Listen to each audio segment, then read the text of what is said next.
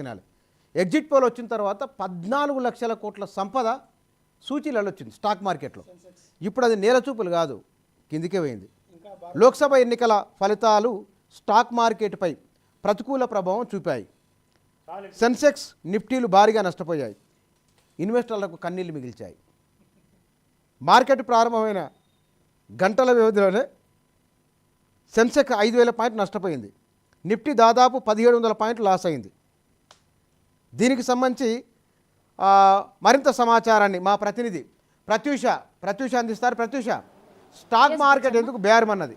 నిన్న ఆకాశాన్ని చుక్కలను దాకిన share market ఇవాళ ఎందుకు విలవిలలాడింది? ఆ వివరాలు ఏమిటి? అవును బుచ్చన్న, ఇప్పుడు చూసుకుంటే మనం స్టాక్ మార్కెట్ భారీగా దెబ్బతిన్నట్టే కొడుతుంది.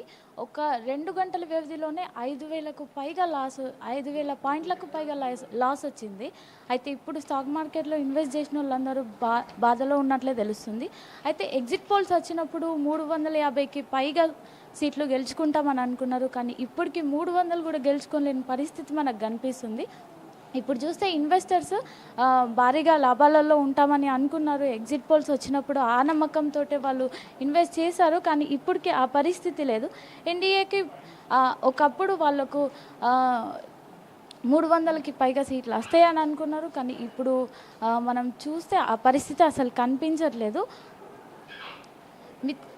అయితే ఇప్పుడున్న పరిస్థితిలో వాళ్ళు ఏ నిర్ణయం తీసుకుందాం అనుకున్నా వేరే పార్టీల మీద ఆధారపడాల్సి ఉంటుంది. కాబట్టి వీళ్ళకి ఇన్వెస్టర్స్కి ఇబ్బంది కలుగుతుందనే చెప్పచ్చు బుచ్చన్న.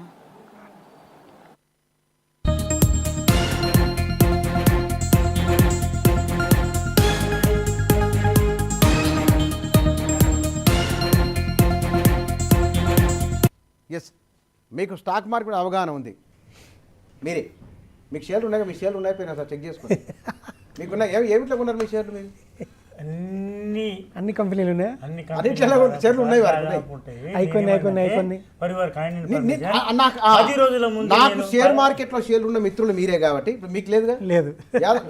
కౌశిక్ కూడా నాకు లేదు. నేను అకౌంట్ ఓపెన్ చేసినా ఏం కొనలేదు, కొందామని పోయినా కొనలేదు. ఇప్పుడు నిన్నటి ప్రభావం మీ షేర్ల మీద ఉన్నదా? 8 రోజుల కింద హైయెస్ట్ పీక్ స్టేజ్ చేసింది ఏది? నిఫ్టీ కానీ స్టాక్ మార్కెట్ మొత్తం కానీ ఏది మిడ్ క్యాప్స్, అన్ని caps, all caps, large caps అన్నింటిలో కొంత పెట్టుబడి పెడతారు ఎవరైనా. అందులో ఇండికేటర్ కొన్ని ఉంటాయి, అంటే 10 ఉంటాయి, మొత్తం 10. ఆ 10ని బట్టి మనము స్టాక్ మార్కెట్ను అంచనా వేస్తారనమాట. ఆ 10, 12 మాత్రమే ఉంటాయి. మిగతావి కూడా ఈసారి అన్ని large scale cap, mid cap and small cap అన్నీ పెరిగినాయి ఒకటేసారి. పెరిగిన తర్వాత పీక్ స్టేజ్కి రాగానే ముందు ఏం అంచనా ఉందంటే ఇది అమ్మేసినాను టోటల్ అమ్మేసినాను వారం రోజుల కింద. ఎందుకంటే మోడీ గెలిచినా ఓడినా after election result stock market down అవుతుందని నాకు తెలుసు. ఎందుకంటే ఈ ముందు అంచనాలు ఉన్నప్పుడే పెరుగుతుంది, తర్వాత అది రియలిస్టిక్ అయినప్పుడు పెరగదు ఇక. కాబట్టి నిన్న లాభాలు వచ్చినప్పుడు అనుకున్నా ఈ లాభాలు వచ్చినాయి, ఇప్పుడు అమ్మేది ఉండే. కానీ ఓకే, నేను వారం రోజుల కింద నిర్ణయం తీసుకుందే కరెక్టు.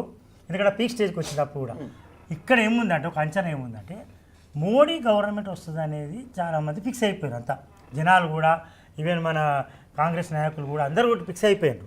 కానీ ఎంత మెజార్టీ వస్తుంది అనే దాని మీదనే చర్చ జరిగింది. అంతా 300 పారా 400 పారా అని. ఈ ఒక అంచనా ఏముందంటే ఆఫ్టర్ కమింగ్ పవర్, మళ్ళీసారి పవర్కి వచ్చినాక ఇప్పుడు చాలా పీక్ స్టేజ్కి వచ్చేసింది, అంటే సాచ్యురేషన్ పాయింట్కి వచ్చేసింది. మోడీ మళ్ళీ అధికారంలోకి వచ్చిన వెంటనే మార్కెట్ పడిపోతుందని అంచనా. అది ఇప్పుడు పడిపోయింది. సో అది 10 రోజుల ముందు పడిపోయింది. కాబట్టి నా స్టాక్ ముందే అమ్ముకున్నాను. అర్థమైంది. ఇప్పుడు ఇది అంచనా ఏంటంటే ఈ అంచనా ఉంది. మోడీ గవర్నమెంట్ థంపింగ్ మెజార్టీతో, ల్యాండ్ స్లైడ్ విక్టరీతో వచ్చిన ఆఫ్టర్ సమ్ టైం, అంటే 10 రోజులు 20 రోజులకు మళ్ళీ మార్కెట్ డౌన్ అయిపోతుంది. ఆ డౌన్ చేస్తారన్నమాట. అది మళ్ళీ యథాస్థాతికి వస్తుంది. అప్పుడు కొనుక్కోవాలని మేము చాలామంది చెప్పినాను.